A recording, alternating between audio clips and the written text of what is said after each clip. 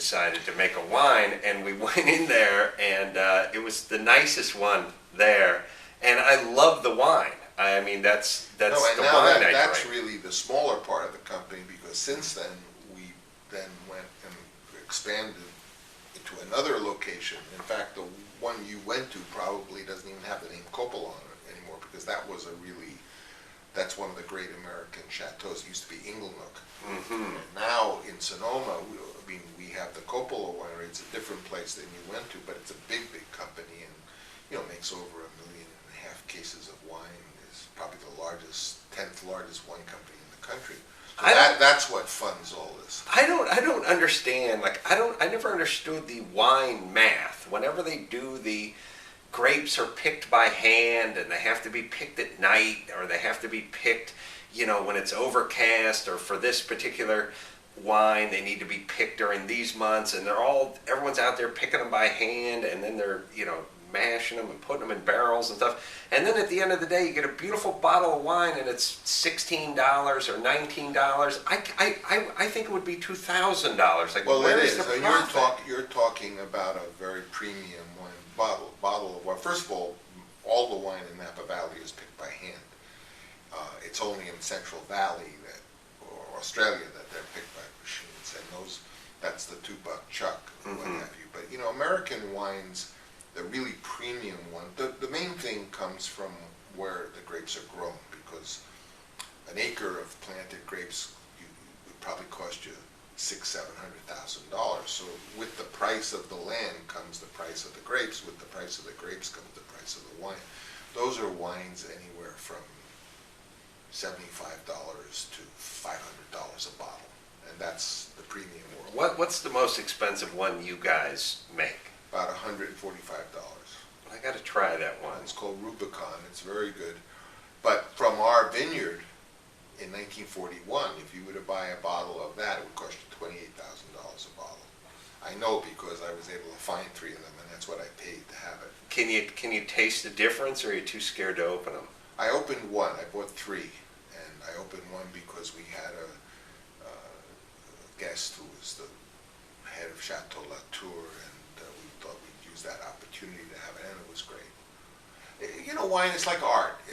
To one extent, it's a collectible, which means there's only a few bottles of it. So Right. if you have one, you could keep it, and it's like any collectible thing. But yeah. I mean, wine is one of those things, like any art, that it can just become more and more fine and more wonderful and more unique and more of an experience. And if you're loaded and have the money, you can afford to taste wines like that. So ultimately, when you sort of examine your life, do you just look at yourself as a sort of creative shark that needs to swim forward, and it could be writing, and it could be directing, it could be making wine? I'm very much, I'm very passionate about movies. I want to learn about how to make movies. I want to make personal movies. I want to make movies that are that I can learn from, which is what I'm doing now. It's sort of like I'm having 2 careers. A few years ago, I made that film Youth Without Youth, which was an investigation of more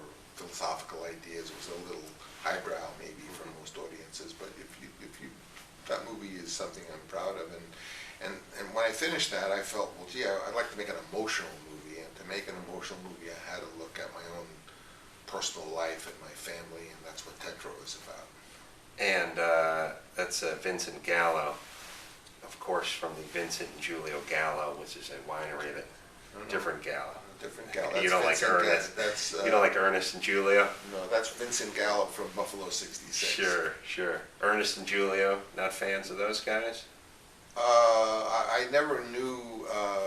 It's not Vincent. It's I forget his name. It's not Vincent. Giulio was the brother. Ernest. Ernest. Yeah, he was a tough old guy.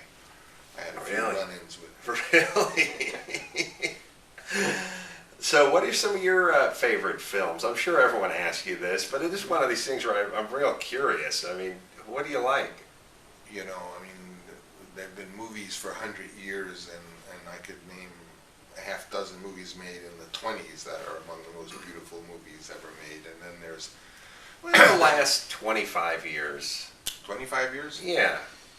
That's making it tougher, because now we're moving into an era where would say of the more modern era, 25 years, you're cutting off a lot of great movies. 31 years.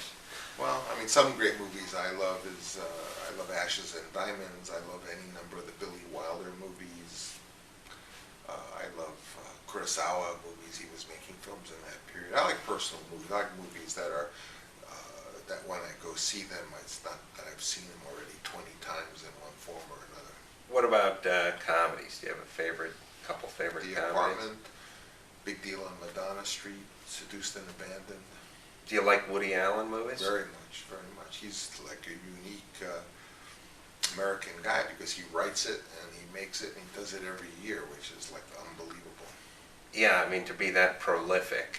And usually, you know, he has wonderful ones like, what was the one about the guitar player, Sweet and Low? Yeah, Sweet and Lowdown, I think it was. Wonderful, you know, but like all his movies have something memorable in them, even if they're not as good as others of his movies. The thing that's incredible about Woody Allen is, you know, you watch Love and Death, and it's just jokes, nonstop jokes. Funny, just nonstop jokes coming left and right. And then you see Crimes and Misdemeanors, and it's a totally different thing. And it's still funny, but it's a totally different movie. He is unique. There's no one else. I would be thrilled to pursue the direction he's gone, which is every year and a half make a personal film, right? So that's what I'm doing. That's what I'm trying to do, but he's been doing it for years. And as far as you go now, you're 70 years of age, no signs of slowing down.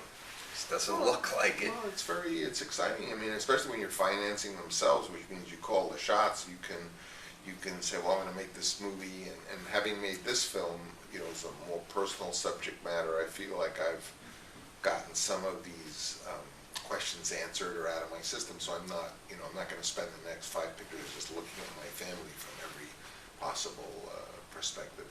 Your daughter Sophia, making films. She's starting a film in a few weeks. And becoming quite the filmmaker herself. How do you feel about that? Well, I'm very proud of her, but you know, those kids were raised with me whenever I would make a film. You talk about Apocalypse Now, they're all there as little kids, so I always took them with me. So they were raised in a movie making, they were making in a movie making. So it's easy for them. Didn't have a tough They're like circus performers. They just know, they were raised on movie sets. Yeah, see, you had to overcome polio and misinformation about condoms and go on to make films. They basically grew up around Maybe it. that's my next film, misinformation about condoms. That's like a Woody Allen film. If you could put me in that, Francis, by the way, I would be very excited. And I've got to get you to see my movie. Yeah, and I've got to get you to talk about my movie. Ah, yes, that's right, Tetro. Forgotten. June 11th, by the way, and I've only seen the previews of it. It looks amazing. You haven't seen the film? I've not. No, I would be gushing if I saw the film. Maybe not gushing. Maybe just weeping. I would be, after the tears were stopped, the gushing would begin. No, I've just seen the previews. I'm going to go see it. You saw the trailer? The trailer. I'm sorry. I'm going to go see it on Wednesday night. Oh, great. I got from just seeing the trailer that it looked amazing.